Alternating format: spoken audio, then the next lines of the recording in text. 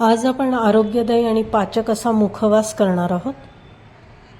बडीशोप घेतलेली आहे, 2 वाट्या बडीशोप घेतलेली आहे, 1.5 वाटी धण्याची डाळ घेतलेली आहे। या ठिकाणी आपण धण्याची डाळ जास्त देखील घेऊ शकतो। 1 वाटी तीळ आणि 1 वाटी जवस घेतलेले आहे। जवस देखील आपण जास्त घालू शकतो, कारण जवस हे टेस्टी पण लागतात आणि आपल्या हाडांसाठी वगैरे पण चांगले असतात। तसेच पाव वाटी ओवा आणि पाव वाटी जिरं घेतलेलं आहे।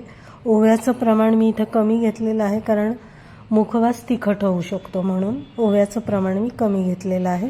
मुखवासाला असं परफेक्ट असं काही प्रमाण नाही आहे, आपल्या आवडीनुसार आपण साहित्य घेऊ शकतो। बडीशोप आता मी चाळून घेणार आहे, कारण त्याच्यामध्ये असं बारीक बारीक भुगा निघतो आणि काड्या पण निघतात। त्याच्यामुळे काही जे साहित्य आहे ते मी स्वच्छ करून घेणार आहे।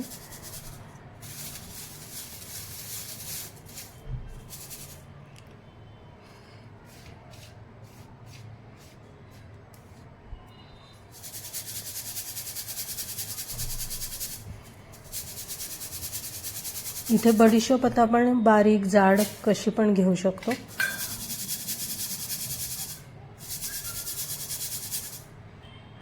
जिरं आणि ओवा देखील मी चाळून घेतलेले आहे। ओव्यामध्ये देखील बारीक बारीक अशा काड्या असतात। अशा रीतीने मी काही साहित्य जे स्वच्छ करून घेतलेलं आहे। आता बडीशोप आपण भाजून घेणार आहोत। एक एक साहित्य आता मी कढईमध्ये 2 ते 3 मिनिटं मध्यम गॅसवर भाजून घेणार आहे।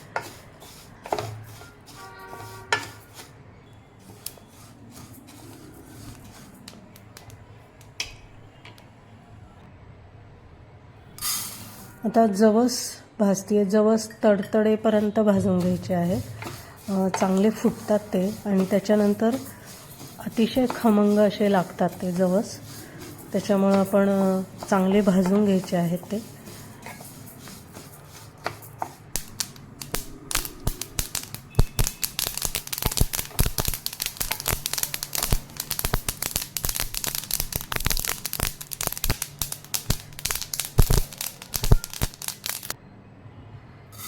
तीळ पण तडतडेपर्यंत भाजून घ्यायचे आहे। तीळ पण चांगले फुटतात आणि मग ते खमंग पण लागतात।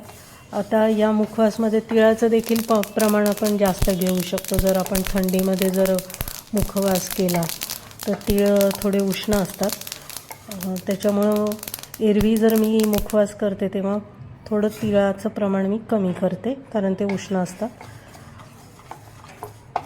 ओवा पण घेतलेला आहे आणि जिरे, असं हे सगळं मी आता भाजून घेणार आहे।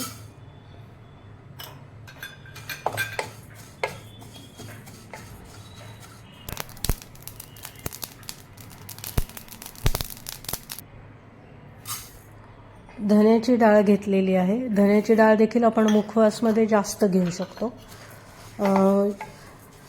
तशी ती भाजलेलीच असते, पण तिचा थोडा ओलसरपणा कमी व्हावा आणि ती कुरकुरीत लागावी म्हणून परत आपण थोडीशी भाजून घेणार आहोत।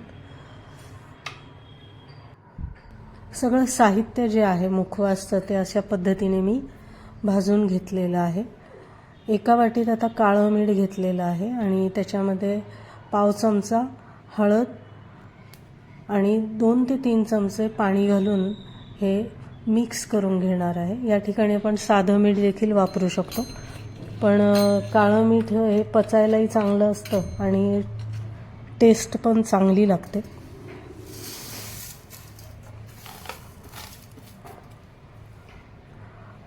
आता हे परातीत काढून घेतलेलं आहे आणि आता जे मीठ आणि हळदीचं पाणी केलेलं आहे ते आपण या सगळ्या साहित्याला लावून घेणार आहोत।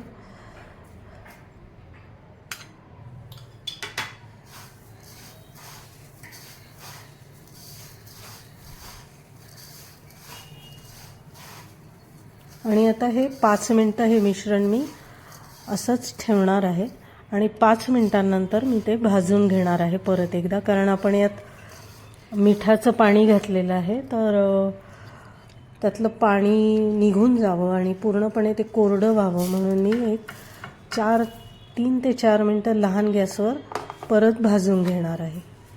त्याच्यामुळं मीठ पण सगळीकडे व्यवस्थित लागतं आणि जे पाणी घातलंय आपण त्याचा ओलसरपणा पण पाण्याचा निघून जातो.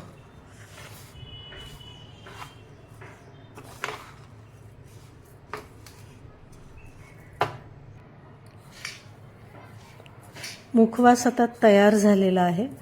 पूर्णपणे गार करून मग तो बरणीमध्ये मी भरून घेणार आहे.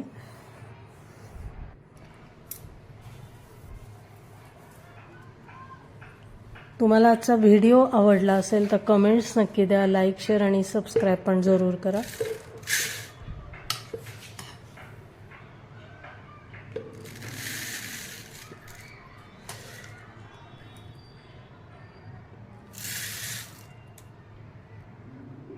आपण पुन्हा भेटूया माझ्या पुढच्या व्हिडिओमध्ये नवीन रेसिपीसह, वैशालीच इझी रेसिपीमध्ये.